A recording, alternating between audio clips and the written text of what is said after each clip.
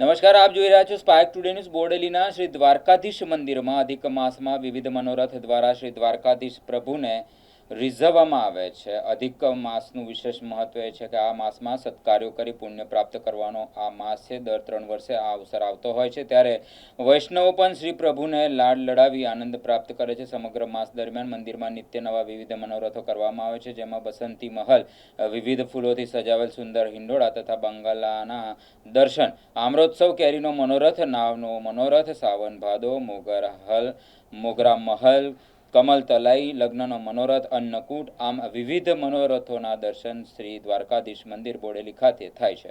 15 તારીખ સુધી આ અધિક માસ ચાલુ હોય। આગામી દિવસોમાં પણ ભવ્ય, દિવ્ય અને અલૌકિક મનોરથોના આયોજન કરવામાં આવેલા છે। ખૂબ જ મોટી સંખ્યામાં વૈષ્ણવોથી મંદિર છલકાઈ જાય છે અને વૈષ્ણવો વિવિધ મનોરથો સાથે શ્રી પ્રભુના દર્શન કરી ધન્યતા અનુભવે છે।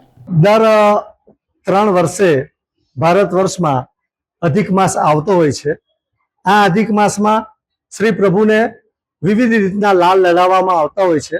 પુષ્ટિ માર્ગમાં આનું વિશેષ મહત્વ હોય છે અને એમાં બોડેલી ખાતે પણ આ ઉત્સવ આ પુરુષોત્તમ માસમાં વિવિધ મનોરથો શ્રી દ્વારકાધીશ મંદિરમાં કરવામાં આવે છે, જેમાં અનેકવિધ મનોરથો એવા થતા હોય છે કે જે વિશેષ સજાવટોથી આ મનોરથોને સજાવવામાં આવે છે અને શ્રી પ્રભુને લાલ લડાવવામાં આવે છે।